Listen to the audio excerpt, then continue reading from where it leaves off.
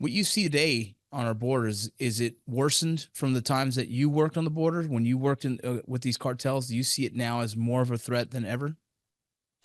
I see it more of a threat because the cartels, Vince, have evolved since the 1980s.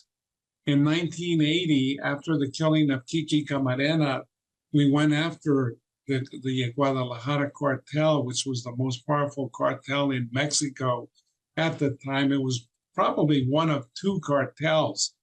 And in 1989, with the capture of the primary leader, an individual by the name of Miguel Angel Felix Gallardo, it fractured. And all of a sudden, you had the Tijuana cartel with the Arellano Felix brothers. You had the Juarez cartel under Amado Carrillo Fuente, the so-called Lord of the Skies. And then Chapo Guzman, Hector Güero Palma, and then also Ismael Mayo Zapata, Juan Esparragosa Moreno formed the Sinaloa cartel that would eventually become the most powerful cartel in history. So now these cartels are not only engaged, for example, in Mexico with heroin, with cocaine, with marijuana, but they're also starting to focus on synthetic drugs like methamphetamine and fentanyl. Fentanyl is, probably the worst epidemic that we've seen here in the United States.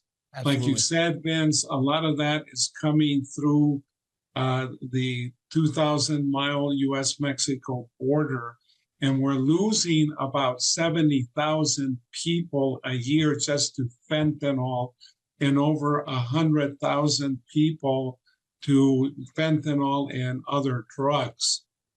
Fentanyl it can be lethal to any human being with a dose of 2 milligrams, which is a few grains of salt. It's 50 times stronger than heroin and 100 times stronger than morphine. So the precursor chemicals for fentanyl come from China, primarily China. Yeah. And the precursor chemicals come through the ports of Lázaro Cárdenas in the state of Michoacán, and then also Manzanillo in the state of Colima. Some of it comes in through the ports in Veracruz. And many people, Vince, and I cringe when they call these production labs for fentanyl super labs, because that denotes, Bunsen burners, beakers, pharmaceutical lab. You know what it is? It's a metal tub. It's a metal tub that they use, and they mix the precursor chemicals with shovels and sticks. Yep. And they cost pennies to the dollar in terms of, manufacturing it. It's easy to smuggle simply because it doesn't have the volume of, let's say cocaine, marijuana, and other drugs. And the epicenter for smuggling fentanyl into the United States is the Tijuana-San Diego corridor. The drugs are smuggled through the ports of entry. 90% of the drugs come in through the legitimate ports of entry. And in past years, the Customs Service only had the capability of searching about 17% of trucks coming across the border and about 3% of passenger vehicles.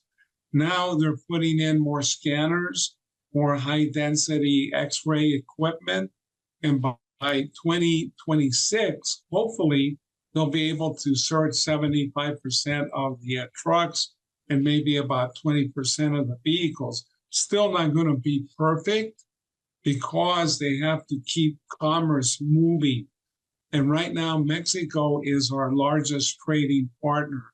This past January, they supplanted China in terms of being our biggest trading partner in the world. So we have issues. I know that a lot of people say that the migrants are bringing the fentanyl across and what have you. That is an outrageous lie, simply because they have to move large volumes of it to satisfy the U.S. market. And a few backpackers are not going to satisfy the U.S. demand for fentanyl. Yep. And they use that, which I abhor, as they use the migrants as political fodder. And let me make another interesting point here, is that it's Americans that usually transport fentanyl and these drugs across the U.S.-Mexico border. Additionally, when you take a look at the border area, you have tunnels that have been created across that 2,000-mile border. So if you took a giant knife and cut across that border, it would look like a block of Swiss cheese with holes all over it. Secondly, border wall serves no purpose. It's nothing more than a monument to ignorance. You can go to Lowe's and buy a reciprocating saw for $100 and get a diamond grit blade, or a Diablo blade as they call them, and you can cut through the bollards, or the slats as I call them, within minutes. You have the tunnels, and then you have waterways along the Pacific, the common border with Mexico and U.S., and then also in the Gulf of Mexico. So these are all issues, but let me make it very clear that it's not the migrants that are smuggling the fentanyl across the border. It's all coming through legitimate ports of entry.